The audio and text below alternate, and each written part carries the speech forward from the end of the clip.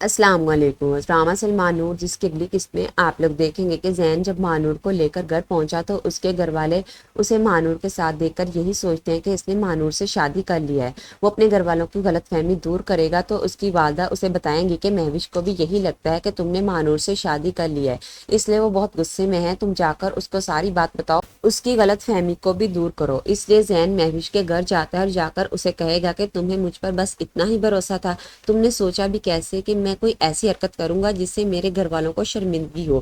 تو مہوش آگے سے کہتی ہے کہ میں ڈر گئی تھی۔ زین تو پوچھے گا کہ کس بات کا ڈر، جس پر مہوش نے کہا کہ تمہیں سمجھنا ہوگا کہ میرے لیے کتنا مشکل تھا اپنے زین کو کسی اور لڑکی کے ساتھ دیکھنا، وہ بھی دلہن کے حلیے میں۔ زین مہوش کی غلط فہمی دور کر کے گھر واپس آ جائے گا۔ رات کو مانور لان میں اکیلی کھڑی کچھ سوچ رہی تھی۔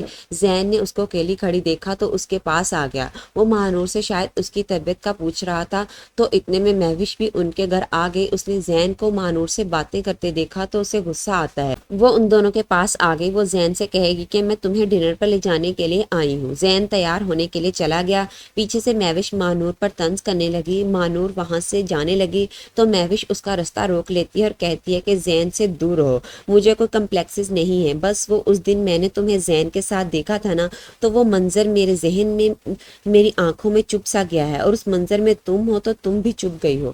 ادھر دوسری جانب مانور کے ماموں کو تو اکرم سیٹھ اپنے ساتھ لے گیا۔ وہ اپنے بندوں سے امجد کی پٹائی بھی کروائے گا۔